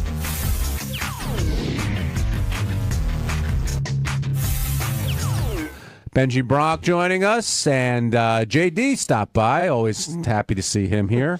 Oh, really? Yeah. Teddy, did we not give JD a compliment before he came in the room? Yeah, I was waiting. You were here actually too late. In fact, I was waiting for you to come running down. I'm sorry. I was. No need to apologize. We're happy to have you now. Now John Hines being nice. Off the air, he's a much different John Hines. What does that mean? Nothing. Go ahead. Beth came by this morning, and she plugged her new show, but she also said Howard is talking. She's worried about the L.A. trip because Howard's almost talking himself into being sick. Have you seen this before, Gary? Many times. And what do you do? What do you say? No, you stand back. You can't make him feel any better. You can't tell him what to do. You can't really suggest stuff. I'm surprised he did the Zycam thing because I've suggested things in the past. He's like, it doesn't work because he doesn't like to try outside stuff. But Robin sort of hit it on the head. When he's feeling pressured or overworked, he gets himself sick. I can point to almost every time we've ever done a remote broadcast, he's sick right before it, and the first 10 minutes of it is awful. And then I'm always amazed by how sick he is to start a broadcast and how unsick he gets as the broadcast goes on. Well, he's spoken before about everyone's like saying it's in his head. It's in his, whatever the cause is. he seems so sick. Yes. today. Yeah, he definitely did. What I was going to say though is that he's lost his voice before he's told that story about before doing NBC before, so it's happened before, and yeah, your mind can play games with you. I think it's more than just mind games though. I agree. There's something going around here too. But Howard doesn't think, that's the whole thing. Maybe he's changed his school of thought. He doesn't think that. He thinks that getting sick is in your mind. That if you're healthy, that you can fight off germs. He used to be like, well, and by the way, whenever he got sick, someone got him sick. Right. Well, that's everyone. No, but he had a specific. He could usually point to like, it could have been like you were sniffling. I know. I've weeks ago. I never would admit to a cold around here. Right. You never, especially before Howard gets a cold. Oh, because you're public enemy number one. Yeah. Right. Yeah. For weeks. But I do find it interesting that there's always somebody to blame for his illness when that happens, and that you just try to, that's why if I'm sick, on the rare instance that I'm sick, I don't even go in the studio. I'll send somebody else in. Were you flattered that you won the Who Would My Wife Bang game with Beth? And that's a perfect word. I was flattered. I have no illusions that Beth wants to bang me. I said I was more flattered when she said somebody I really like and somebody I really respect. That Did you much more pull her flattered. aside and talk to her privately at all afterwards? I did not pull her aside. Was Howard feeling weird after the segment was over and you were talking to Beth a little bit? He's just goofy. He knows. She made it really clear right up front. What she really said was, listen, I don't want to really sleep with anybody in your staff, but you put a gun to my head and here's who I pick. But I still appreciate it. Any surprise at who she picked as the least likely to... I was a little surprised. I forgot that Sal was a dick to her. Really? Yeah, I sort of forgot. So who did you think she would have picked? I was thinking she might go with Benji. Just because he seems to be the go-to guy, not because I have anything against Benji. Oh. Were you thinking that you'd be that guy, Benji?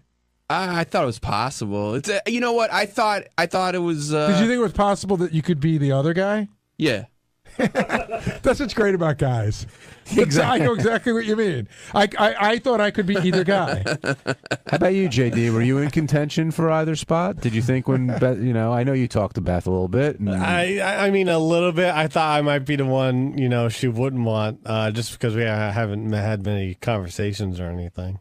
Actually, I could have seen, thinking about it now, I could have really seen Beth picking JD as the one to sleep with. Why? Because she I think she knows what I got going on. Yeah, she knows what he has going on. Well, at the end of the show and today, I think we heard she would love. I think it's just as a choice. It's really hard to say how she's judging, how a woman's judging, but I think she would like to make him feel good. Yeah.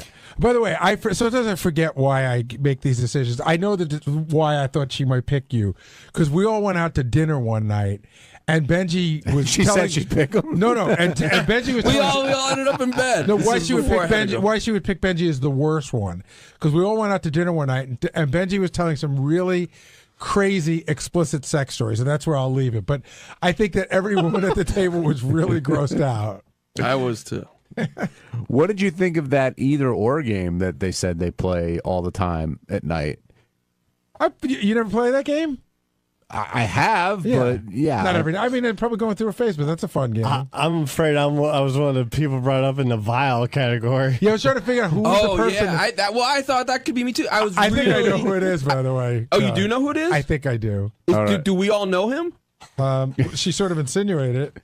No, would the audience know him? Let's not say. Well, we won't say who it is. I don't know if the audience would know him, and it's just a guess in my head. I think your guess is correct. I'm reading your mind, Gary. I think your guess is correct. But you thought that you were the vile guy that they were talking about? I thought it could be one of them, but that's just me and my self-esteem. Does his name have syllables in it? Yes. Matt, you're on the wrap-up show. No, it's Tom Jones. Hey now. Oh, the singer. I don't mean to pile on JD. I just called in Howard, but JD, I think you're doing better with girls than you lead on. Because, I mean, I was seeing the girls that were talking to you and would have done anything with you. I think you're fucking constantly, and you're just not telling anyone. Well, I mean, listen, there is more. There might be more interest that I let on. Because I do talk to the girls here and there. But I'm certainly not really doing a lot of fucking actual, so. Tell you. I got a question for you. I mean, you're not. I don't think you're in the weird zone yet at all. But do you ever start to think that you might never find a stable relationship, might not ever get married? No. So you still think there's someone out there for you? Do you want to get married? I think there is too, but I don't know if you want to. That's the thing. It's just not something on my mind at this moment. I'm barely. I have here and there moments where it's like, man, I wish I had a girlfriend. Have you considered the priesthood? Huh? What? Just kidding. But why do you wish you had a girlfriend? Like, what do you think that would bring you? No, I'm just saying, it's not here. I like my freedom as it is now, but sometimes, I'm watching something and it'd be nice to be watching something with someone else. Being able to go out and do something. Stuff like that. How old are you again? You're 33. 33. Yeah. So when do you think how old do you think you get to be if, what I call the weird zone, the Ganges zone? But how old do you think you have to be if you haven't been in a relationship and have nothing on the horizon? When does it get strange? At what age? It'll get strange maybe once this contract runs out, because then I don't know what's going to happen after this show. I don't know where I'll be. You'd still be 35. Yeah, but I don't know if I'll have the, I don't know if the show ends and I move on doing something else. I don't know what that something else necessarily would be, and I don't know if I would have that public, whatever public knownness that I have. So do you think the show is enabling you in a sense that you can sort of have whatever freedom you want, that you don't have to settle down because of your minor celebrity? No, I don't know about enabling. It's just, it allows, it gets, more girls to know who I am. And, So do you think if you because without this, I don't know where I would be right now with girls. If you were a writer or a segment producer on, say, a Lifetime TV show, do you think you'd have more of a reason to try and settle down? Maybe. I don't know, because I'm not in that position. I don't know what the deal, what. Are you looking into like a Lifetime project? Yeah, could they hire a worse person than JD for their channel? You and I can write for Lifetime. I actually thought of that because I was in the studio the other day, and Brooke Shields was here promoting Army Wives, which I think is on Lifetime. Yeah. Or one of the getting channels. into the married woman's mind. I could try that. Gary, you don't feel that JD's entered the Ganges zone, do you? No. But the one thing that does worry me about him is that as long as I've known him, he's never had a relationship. That's the only you know what? That's what worries me too. That's the only part of it that's weird. Being 33 and not married. That fifth grade, that Asian girl. But if you look at what JD does and his schedule and both, we've all had the schedule. But the thing is, it's one thing to not have. But he's coming in at different hours that we are. I mean, I guess you can make it work, but I think it's very difficult for him to do that. But he's never even been close since I've known him. He's never even been close to anything that you would call. There have been a couple of times you might not know about it, but there have been a couple. Well, but they were very short, and whatever. Do you have any desire? Have you thought of it like I want kids or I don't want kids? It's not something I think about right now. At all? Like you don't? So great if you adopted a kid. No, I at some time in your life, if you saw, I can barely take care of myself. I can't take care of a kid. At some time in your life, though, you don't see yourself having a kid. Do you want to have a kid? Maybe. Be a proud dad. You don't see it. I don't see it at the moment. No. Do you think you'd feel bad if you don't have one? I don't know. No. I don't know.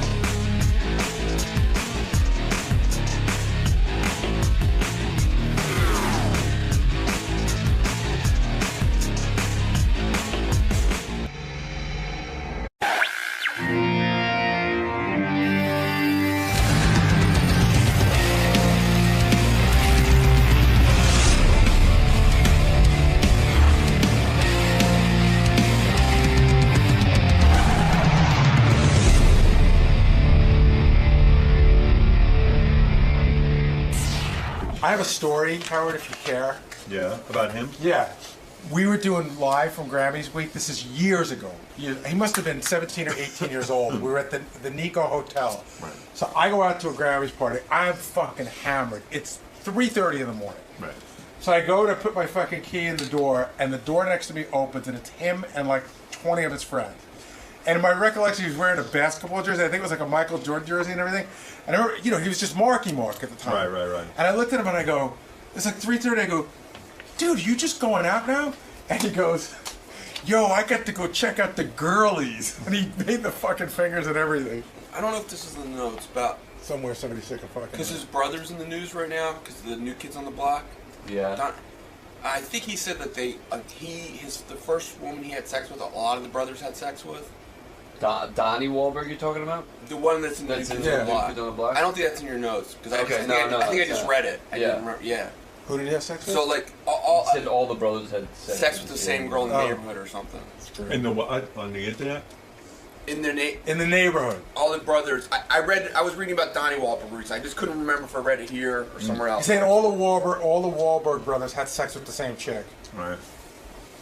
Like whoever he lost it to. Donnie, you gotta fuck her. She's hot. She's hot. Hot. Mark Wahlberg is in a new movie called Pain and Gain, opening up Friday, April. Hey, look at you. Big movie star. What happened to his hand? What happened to your hand? Miami. You what? I got bit by something horrible in Miami. Are you serious? Yeah, at the premiere party. You look miserable. Oh, I'm down and out. But Me I'm okay. too. I'll be back. What the hell? Seriously? It looked like it took your hand off. What the heck happened? This is just ice.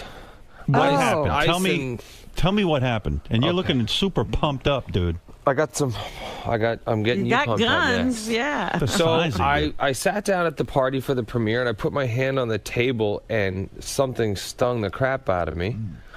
And outdoor party in Miami? Outdoor party in Miami, and there was a stinger about that long in my hand. And the next Wow. day, my pinky ballooned up. And then I saw a doctor, and he prescribed some antibiotics. And then the next day, it really ballooned, my whole hand, and the swelling kept going. So he said he drew a line around the swelling. He said if it goes any further, you got to go to the emergency room and all this nonsense. So have you been to an emergency room? No, it actually went down. I've been icing it like crazy and taking these horrible antibiotics. You got to take an antihistamine and make that thing go down. You know what? Everybody had a remedy. They had these did. creams. I was talking to people from the Hollywood Foreign Press, and they had this cream from Germany that's supposed to make the swelling go down. And I took some Benadryl, and But Benadryl should have done it. Isn't life annoying? It is. It fucking Well, is. what would And you got I was supposed to play golf yesterday, and it was affecting my golf game. And you know what else? You've got it good, and it's still annoying. Imagine, if you didn't have it so good. If you were still stuck back in your old town with your old friends and, And had the life Locked that up. you were supposed to have. Yeah. Well, you know what? I'm not going to complain. Yeah. I'm blessed. You're a good man. How are you, buddy? Yeah, I'm pretty good. What's Good to see happening? you. So, new movie, huh? Yeah, it's good. Yeah? It's good. That's why I came here. Let me understand So it what's doesn't going suck. on. The movie is you and The Rock. Uh-huh. Can you believe I've this guy? seen the previews for this. I'm interested in this. I never thought The Rock's career would amount to much, but the dude is like on fire, right? He's having a great run, and more importantly, he's fantastic in this movie. And the movie It's is like you've never seen him. It's based on a true story, right? It's based on a true story of these outrageous bodybuilders down in Miami that were trying to pursue the American dream and went about it the wrong way, and they went about taking advantage of this guy, and it just went south. And instead of them just kind of walking away, they just always thought they could fix it. They really felt like they were invincible. Steroids is a bad thing. So it's two bodybuilders, they're sort of loserish. Three of them. Anthony Mackie as well. Okay. And in order to play this role, it's you got to beef up, right? Yeah. Because you're a bodybuilder. Yep. And these bodybuilders all take juice. They all take steroids. Yes. And they get crazy, and then they go on a robbery spree and all kinds, and take advantage of people. Yeah. So how big? How much muscle did you put on for this? Because you I look put like on you're over 40 pounds. But what happened was I'm usually like 185, 90. This is where I'm normally at right now. Right. But I had to get down to 165. Well, I just got as light as I could. I got to 165 for Broken City. Right. And then I got up to all the way up to 212 for this movie. Now, how do you gain 40 pounds of muscle without doing, getting jacked up on juice anyway? By eating a lot. I was eating 10 to 12 meals a day, and I was taking a lot of mass gainer. I was actually developing my line of protein powders and supplements that we talked about last time I was here. But how do you not get fat? Like, how do you not get a roll around your stomach? Well, if I you're doing that? got thick all around. I wasn't ripped. Right. But bodybuilders, what they do is they'll work out, and then they'll try to get as big as possible, and then if they're going to do a show, then they'll start losing Chiseling. water weight and cutting up. Exactly. Are you the producer of this movie? I am not. You are not. You're hired help, right? Yep. Actor for hire. Actor for hire. Who's the director? Michael Bay. And Michael Bay directs you. Can he at this point tell you what to do, or are you like, hey, douchebag, I've made enough movies now, you can't tell me anything? You know what? Michael's a fantastic guy and a fantastic director, and he had a real great take on the part, but he also let me bring a lot to the part. Now, we're playing real guys, but they're not that well known that, people know exactly what they look like, how they talk, all that. So I was able to bring my own thing to the character. And you chose an unusual voice for your character, and you got shit from who? From Michael Bay or from the other fellow actors? They were saying that your voice was too weird for the part? No, I was trying all kinds of different accents. When we first take this guy, I had been training him for a while, so I wanted to disguise my voice. Right. And so I was trying all these different voices. At one time I was talking like this, and the other time, and then I said, okay, let me do a Spanish accent. It's Miami, Right. So I started to talk like this, and I was talking, and they didn't know I was doing an accent. I see. Until we started shooting the scene. What is the voice you settled on for this character?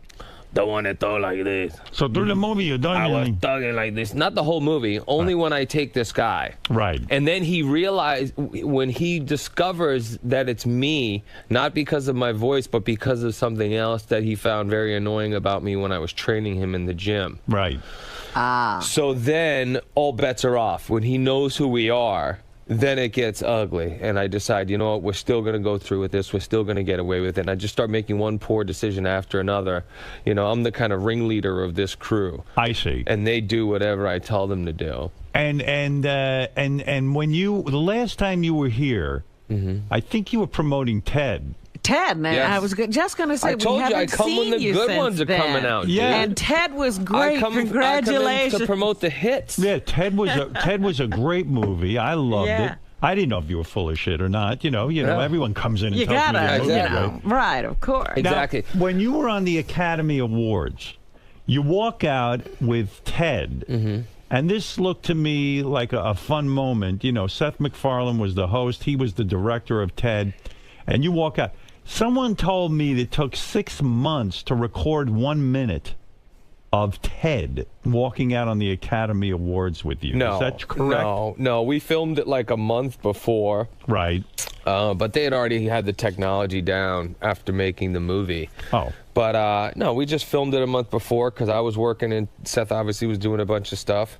But it took a couple of hours. We'd film it. Seth would do the lines, the Ted lines, and I would do my lines. Would you say that this is something you would never do again because it's tedious to work in a cartoon type character, right? It's difficult. It was, but it was also a lot of fun. Seth makes it a lot of fun. He's a very cool guy to be around. And is there a sequel coming up? Oh, yeah. Oh, there is? It's the largest grossing R-rated movie worldwide ever. How much money did it gross? It's $550 already. $550 million. Yes. You realize that's $500 million? A little bit more than $500 million, yes. Was there merchandising, or because the movie was R-rated, parents are hesitant? Oh, yeah, the bear. They sell the actual bear. So you have the rated R version or the PG-13 version of the bear, and you squeeze the hand, and it says all kinds of crazy shit. So $550 million. Did you see action on this? Did you get a piece of the back end? I'm very fortunate. You did? I'm very fortunate on this one. Maron. Now, I read you were worth $150 million. I would think you might even be worth more now with Ted and everything else. Is that accurate in terms of your net worth? I don't know. You know what you're worth. No, I don't. What do you pay attention to stuff like that? I pay attention to what you're making, sure. Really? Absolutely, I do. But let me understand something, Mark. When a movie like that comes out... I'm paying attention to what's going on with you. Yeah, right. Everyone's paying attention to somebody else. Can we refile for those stock options? Why don't I get any stock options? I don't know. But do you invest money in stock? Is that something you do, personally? No, I get my money, I buy a bunch of weed, and I flip it, and I put it back in the street. You stopped smoking weed, though, right? Absolutely. You stopped because of your kids? Yes. You stopped in 2011, you stopped smoking weed? No, more than that. In August will be 5 years. And it's because your daughter said to you, gee, she smelled weed somewhere and said, gee, Daddy sometimes smells like that. No, she smelled a skunk. Right. She was driving out in Thousand Oaks, and they were just driving, and it smelled like a skunk, right? And she said, Mommy, what's that smell? And she goes, it's a skunk. And she goes, oh, Daddy smells like that sometimes. And that registered for you? Absolutely. And you stopped smoking weed altogether? Completely. And you love weed? I liked it. When you were doing Ted, and because the movie had so much to do with weed, did you ever sit there and go, oh, I just would love to smoke a joint right now? No, because when I'm done, I'm done. That's it? Yeah. It's over? But I had to smoke the fake weed once, and that was awful. Yeah. Do you find this unbelievable in terms of where you grew up and how you were raised and sort of your whole background? And now look at you. You're a religious man. You have kids. You don't smoke weed. Do you drink still? I drink some wine here and there, yes. Here and there, that's it. Yeah, do you ever think you'll revert? You're going to revert. Yeah, that one of these days, something will happen, and you're going to boom, crack. You'll be back. Wow, Mark, you're going to crack. Well, at least I know you're praying for me not to, Robin. Thank you. I am. Oh, you're an angel. Are you still going to church every morning? Yeah, well, I didn't go today. I went yesterday. Went to St. Patrick's, but I just said my prayers. I got my prayer book and stuff, so I did that this morning. Man, it's a whole different guy. Crazy. Boring, but that's the only way I can... This is because of your wife, Rhea, right? Because she's very religious. My wife, my kids. I'm so blessed and fortunate. I don't want to do anything to mess it up. And no side pussy whatsoever. Absolutely not. Look at you. Crazy? Oh, not with that hand. No. I can do it. Nothing to do with that. And what are you? Were you following the new pope? Were you happy with the selection of the new pope? So far, so good. So far, so good. Yeah. And things seem. Does the church bother you with what's going on in terms of these boys and covering up? I'm glad that that's happening. They can clean up the church, But I focus my faith is not based on the church as so much the good Lord Jesus Christ. Look at you. Who was also Jewish, by the way. That's true. I read that somewhere. That's right. Why do you tell me that? Jews for Jesus. Right. Yeah. That's ridiculous. That whole Jews for Jesus thing, right? Why? How can you be Jewish and be for Jesus? Well, Jesus was Jewish. Well, so I don't know. Sense. Listen to me. Yes, Never mind that. So getting back to your whole life, Mark. Okay. All right. You find it fascinating or deathly boring? What? About your religion? My life. No. I'm actually interested in it. Did you just sign up to do the next Transformers movie? Yes. Okay. Shia LaBeouf is out? Yes.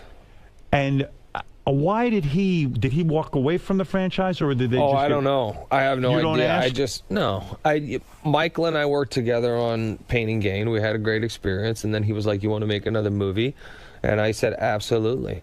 And how many movies are you slated? It seems to me you've got a ton of movies, not only this new one that's just out, but it seems like you're lined up for the next 5 years worth of movies. Am I correct? Well, I've been developing a lot of stuff. I got Two Guns with me and Denzel Washington coming out in August, which is also fantastic. And you shot that already? Yep. And then I made 4 movies last year.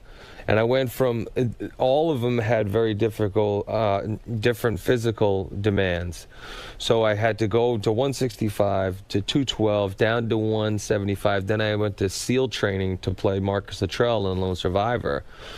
And no movie was more than 30 days apart.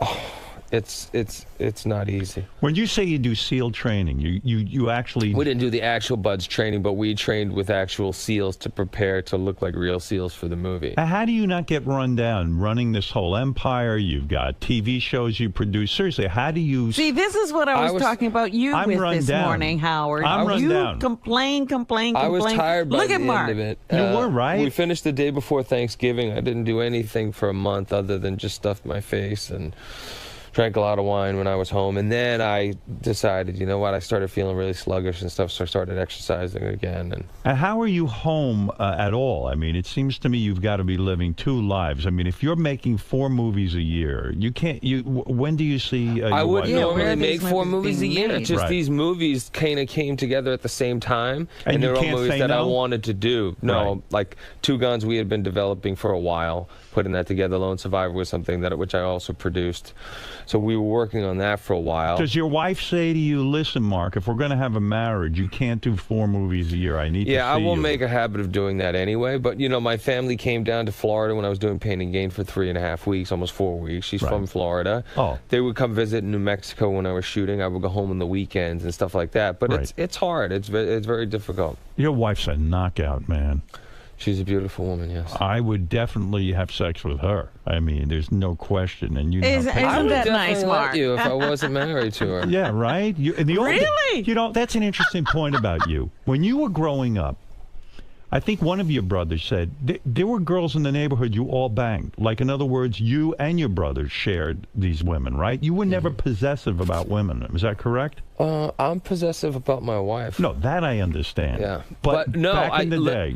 You know, people are asking me because in the movie, I have this Russian girlfriend who's a stripper, and I just decide, you know what, she's annoying me. I give her to Dwayne. Right, to his character. And so somebody asked me, and I said, I'm probably responsible for making at least 30, 40 guys in my neighborhood lose their virginity.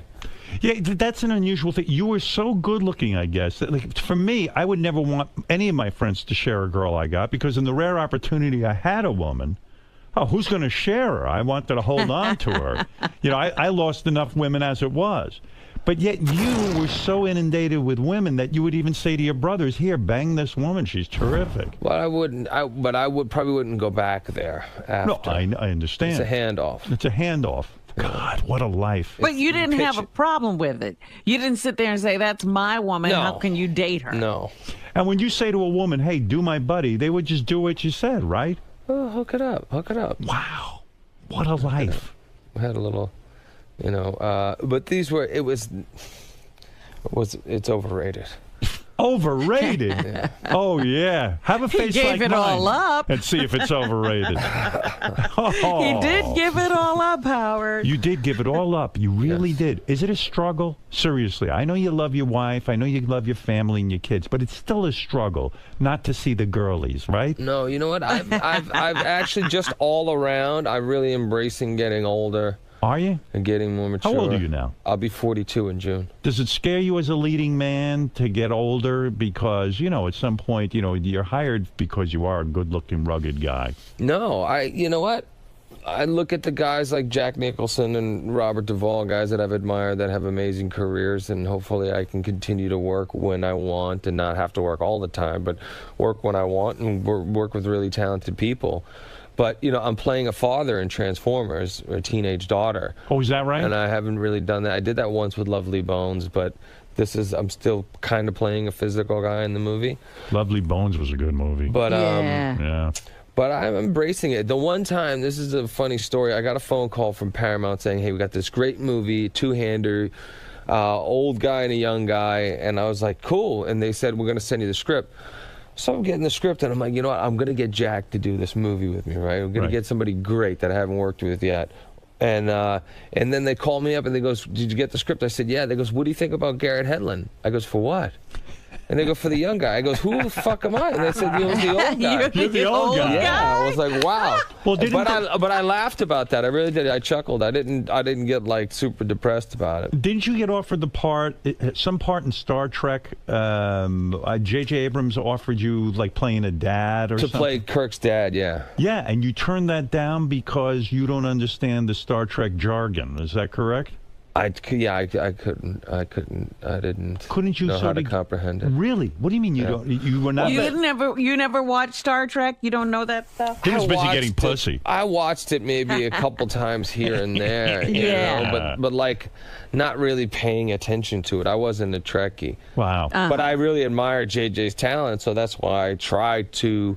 But I need to find roles that I can identify with on a personal level, and if it's not something that I can believe, then I don't feel like I can convince an audience of it, or not something that I understand. What a great position to be in as an actor. Seriously, that's rarefied air. How many actors really have the luxury of saying, "Hey, I'm going to take a role that I can relate to"? I mean, sometimes you know it just doesn't work you out just that take way. every It job. could definitely be that. That could be my life in the very near future. That I could just be taking whatever job I can just to pay the bills. Do you ever say to yourself, "Why me?" That's why I don't take it for granted. Right, you can't, because you see, there's a lot of good actors on TV. You see them, and you say to yourself, why don't they get into that rarefied air where they can be in movies? Yeah. Do you ever sit there and obsess on it, like, why me? Why did I make it and not these other guys? No, I don't. I just make sure that I don't do anything to mess it up. I come prepared. I work really hard. I try to do everything I can to make sure that people appreciate my work, and they know that I appreciate the opportunity. You're smart that way. I always read about this guy, Elliot Gould. He was #1 box office when he made MASH. And they say he was so difficult to work with that Hollywood finally got fed up with him. And he really did himself in terms of his career. Well, there's a number of guys right behind you. I mean, there's millions of guys who are waiting for the opportunity. It would kill to have the jobs. That's right. Yeah. But there are a lot of people who just have this sense of entitlement, too. And they think, you know, well, this is... I'm the prince, and this is what I do, and yeah, it's going to last forever, and they need me more than I need them. That's why I've always been into building business and doing stuff outside. I don't want to put all my eggs in one basket, you know. You building any businesses on the internet at all? Are you involved in that, or are you just strictly? Ashton Kutcher hooking you up? No, I'm starting to pay attention to the internet more, though. I was just one of those guys who's like, you know what, I don't need it. I don't Twitter and Facebook and all this stuff. And, and you know, when Diddy and I launched The Water, you know, he's very much into all of that stuff. Social networking, social media, Right. That kind of marketing and stuff like that. I'm more behind-the-scenes creative type of guy. You're in business with Diddy? Yes. And you have a water? Yeah. And how's that? Is that something that is lucrative for you at this point? It can be very lucrative. You know, Just hasn't taken off. Have you launched the water? Yeah, we just relaunched the water recently, and we're, you know, I just was in Chicago and Ohio and all these places taking meetings with retailers and stuff, and doing the same thing also from my Marked line, the vitamins and supplement line that I launched. So I'm trying to build a business, and I'm trying to also get into the health and wellness space so I can, you know, encourage people to live healthy lifestyles. Go back to Transformers for a second. So you're going to take over the Transformers franchise. Yep. Does that scare you from a business standpoint? Like, oh wow, this is a really successful franchise. If I step in and it doesn't do as well, they're going to blame me. I'm not worried about it. You know, Michael's such a talented guy. I believe in him and his vision, and I think together we can do something really interesting and different. Right. You know, we had a great piece of material in Pain and Gain, and I really feel like because of our working together that we elevated that material. Right. You know, and I think you'll know that when you see the movie.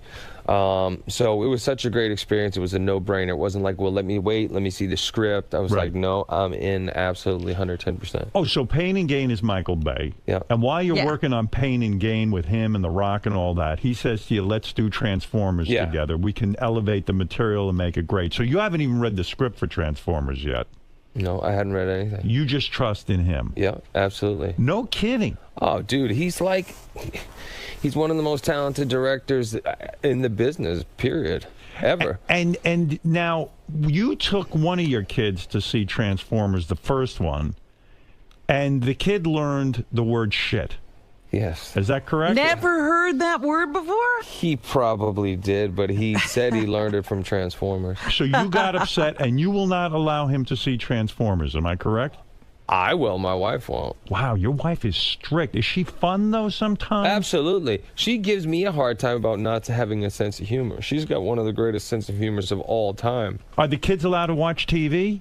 Yeah. They are? Yeah. Disney Channel and, you know, age-appropriate movies. You closely monitor this. Yes. And so How old are your kids So now? much so that the TV in the 37 kitchen... years old. Yeah. 37. Yeah. The TV in the kitchen has a code. I don't even have the code. You can't watch like TV. at night, I want to like put on something else to turn on HBO. You got to have a good Are you passcode. so religious now that you will not watch porn? I was never into porn. Would you still do a movie His like... life was porn. It's true. Yeah, what did you need porn for? I was beating off to porn last night. Did you know that? No, I didn't, but thank you for I telling absolutely me. was. Doctor That's the Patient image porn. I want in my head. That's my new thing, Dr. Patient porn. I love it. I don't know why I'm obsessed with it. Wow. But would you today, being the religious man you are, pick a movie like Boogie Nights to do all over again? Do you think you would avoid it? If you had to do it all over again. It would probably be a more of a process as far as making the decision to commit to something like that. Yeah. Because of the kids and everything, you know, they go to school, they got to deal with it. But I don't want that stuff to limit me creatively as an artist. So I would probably still do that movie if I knew how it would turn out. Right. See, I think you would turn it down today, and that would be a tragic mistake for your career. I don't think so. No? Watch when you see what I did in Pain and Gain. I do some pretty outrageous stuff. What are you doing in Pain and Gain? Are you nude? No, I'm not nude, but I'm off the charts crazy. Really? Yeah. Well, I can't wait to see the movie. It's good. A role is a and role, Dwayne is right? crazy. Dwayne's doing something that he never did before. I mean, he's crazed. He's a very religious guy who just gets out of prison. Right. And then as soon as he gets a taste of money, he's also crazed off of cocaine and everything else that he can get his hands on. You know what I read about you? You actually sat on the board of that Jerry Sandusky charity? Yeah, I mean, you didn't know Jerry Sandusky was out of his fucking Well, what mind. happened was with Invincible, we were asked through Vince Papali's organization to loan our name to something else. And that's funny because I was talking to somebody yesterday. They were asking me to give a quote for their book, which is about inspiring kids, and I wanted to make sure I did a complete background check of who it was, what it was about, because you never know. Exactly. Yeah, I mean, so were you like? You must have been shocked. You're like, you know what? I can't. Well, somebody asked me about it in an interview. I didn't even. I had no. I never knew who the guy was, and then all of a sudden they were like, "Well, you were on the board and all this stuff." I said, "Oh, I was." Oh dear. Isn't that it's in a way it's so true because you try to do the right thing in life. You're trying to help kids. People write a book. They want to quote this and that. You can't monitor all that stuff. Yeah, and you got to be careful with who you associate yourself with. Did you meet Jerry at all? Did you No. ever? You never met him? No. I was never really involved in the organization. Believe me, he would like you. I think. He would have He liked him like- as a young boy. Yeah, you're too old now. He ain't like him where he is. Yeah. That's for sure. All right, so the new movie is coming out. Mm-hmm. Everything's on track. You're feeling good. The movie is called Pain and Gain. And when you think about it, it's got to be a hit. You've been on a roll. I don't think anything's tanked. Well, The Rock is like a treasure, right? He's in every hit movie. Yeah, this guy can't miss. But you know what's so good about it is it's just so original. If you look at all the movies coming out this year and you see the spots for this, you see the trailer, you see the TV spots, people are like, wow, I've never seen that before. Yeah. And it's so outrageous that people are really enjoying it. Yeah, you're now the family. Now, because this is a true story, some of the families that were victims of these guys who you play feel, it's sort of a comedy, and they shouldn't make a joke about, Yeah, about these the people went through a situation. real situation. Right. Yeah. So, what do you do about that? Well, we're obviously very sensitive to the victims and their families, but we're telling the movie from the criminal's point of view. It's the first time you're actually in the mind of a criminal, and these guys were not the smartest guys in the world. So we never try to play it for laughs. There's a lot of humor in the movie because the things that they did were just so outrageous and ridiculous. What's the most ridiculous thing they did? Oh my God! Well, they were, when they were trying to get rid of these bodies after a horrible accident, they went and got a chainsaw from Home Depot. The chainsaw had hair and stuff in it, and it broke. It stopped working. They returned the chainsaw with DNA in it. Oh, geez. I mean, what didn't they do? When they took this guy, made him sign over all his assets, they moved into his house. They started running his business. He owned a 𝗛𝘗𝗏𝗄's Deli. In the movie, it's a 𝗛𝘗𝗏𝗄's Deli, and they basically became the owner of the deli. They were so brazen that they were idiotic. Are they in jail now, all of these guys? My character and Anthony Mackie's character are on death row. Oh, no kidding. Wow. Wow. I think I saw like a Dateline or 60 Minutes piece on this thing. Yeah. This guy was a married guy and he befriended one of these characters. And then they turned on him, right? Well, no, he was training them, but yeah, they started hanging out. They just said, why can't we have what he has? Yeah. Exactly. They felt like because he wasn't as ripped and strong as them and didn't put as much time and energy into the gym that he didn't deserve what he had. Wow. And that they deserved it more. And it's crazy. And they moved right into his house, right? But he was also the guy was also doing a lot of illegal things as well. And even when he testified against them, see, when the police first found him in the hospital, they didn't believe him that this happened. So the cops wouldn't do anything about it. So he had to hire a private investigator. Wow. And he just took the case because he didn't have any cases. And he started to unravel all this. And then finally, the cops went after him. But the guy who was kidnapped also went to jail for tax evasion because he was doing a lot of illegal things. So they weren't just taking innocent people. They were taking people who couldn't really Isn't it amazing? You would almost think that it's not a true story because it's so ridiculously When I read the top. script, it said based on a true story. I said, absolutely not. This could never happen. And they had to take some stuff out of the movie because it was just too outrageous. People wouldn't believe it.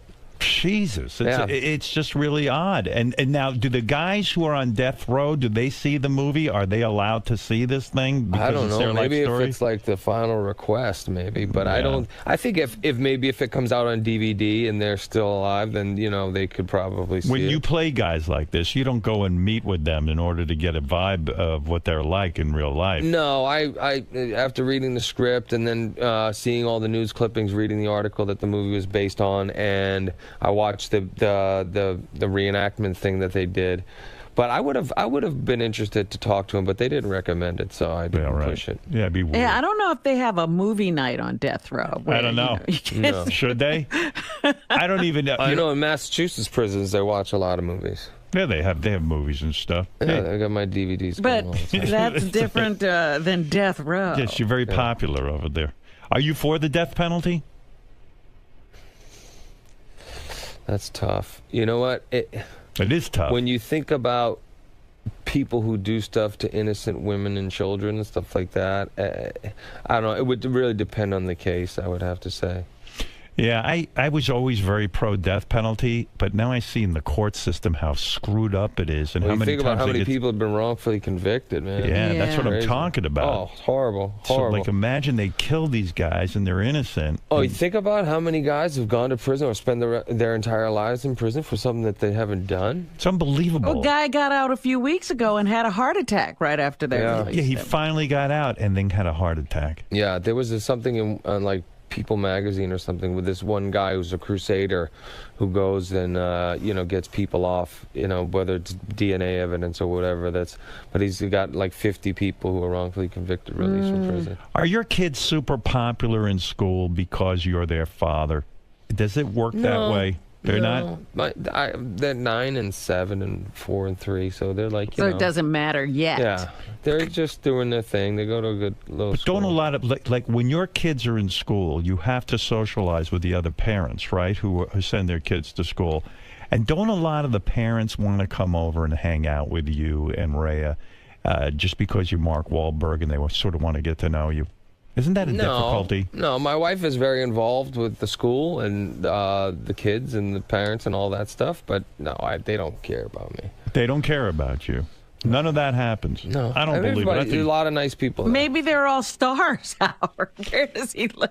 yeah, where do you? Do you send your kids to a school with all stars? They go to public school? No. No.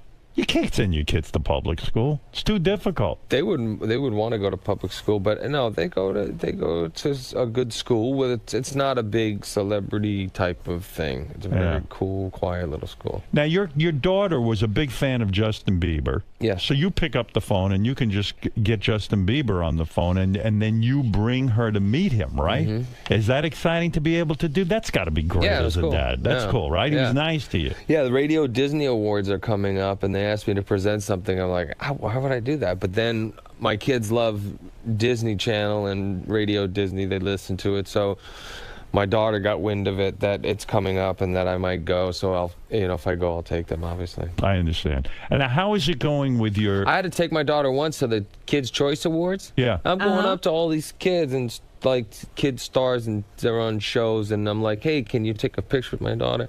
The kid turns around and goes, man, make it quick, dude. Wow. He goes, hey, I get the drill, man. Whoa. But, yeah, so it's like I hope you beat him up. Everybody. No, I didn't. Isn't Tell that him funny? everybody doesn't grow up to be Justin Timberlake. You do anything for your kids. There's anything you wouldn't do to me. I know. My daughter, I never ask anybody for an autograph, but my daughter wanted an autograph from Paul McCartney, and I was so humiliated. I went up to him, and Chris Rock was watching, which was even more humiliating. And I go, Paul, can you just sign this for my daughter? And he was like, no, no, no. He handled me and walked away, and I was just like fucking humiliated, you know. Oh, you didn't sign it for him? No, he didn't. But he did the in a minute thing. And he goes, yeah, I'll get to you in a minute. And then he kind of. Where was it? Where were you? I don't. It was at the. Where was that concert, Rob? The Apollo. Yeah, right, at the Apollo or something when Sirius XM had one. But I mean, Paul's been on my show many times, and he's a great guy, and he even gave me a good. Called you. He's called me at home. He gave me a guitar. I mean, he's very, very. I love the guy, and who doesn't love Paul McCartney? But you do that kind of stuff for kids that you wouldn't normally do, right? Yeah. Yeah. It's funny that he brushed you off. Give you the brush off. I like that. Oh, yeah. But at least he's a Beatle, you know? Yeah, he's in the Beatles. He's allowed to do that. So how much money do we think we're going to make this weekend with the movie? Do we worry about that? Are we tracking this? Well, we definitely want it to be good. We're paying attention to what's going on. But, it's a movie that only cost $25 million. Who are we up so against? It'll definitely be a success. Do you got the weekend to yourself? Nothing? Yeah, there's not much coming out. Iron Man's coming out the weekend after, which will be a giant hit. Good, yeah. But good. The movie will have legs and it'll have good word of mouth, so hopefully it'll run throughout most of the summer. Yeah, right. Well, I wish you a lot of luck with it. I really, truly do. I appreciate that. Yeah, and I don't know. Wish me luck with my Mark line. I finally bought you some products, so you're going to be ripped up like The Rock. I don't know. Nothing works for me. This stuff will work Wait a minute. Maybe this is it, Howard. This stuff will work for you. You know what? I got to do something. I'm a mess. It'll work for you. I'm tired of being a wimp. If I went from 165 to 212 in 8-10 weeks. You do martial arts? No. Well, you just kick ass, right? Boxing. You go into the. But I like MMA. I do put my one of my assistants in an arm bar. I put him in an arm bar or a guillotine choke every day on Lone Survivor. You're a pretty good fighter, right? I mean, you can kick some ass. Yeah, I'm okay. So what do? You go to a gym and then you box these guys? No, I got a gym in my house. I don't, if I'm on the road or something, I go to a gym. So who do you box? Well, I got different people come over and.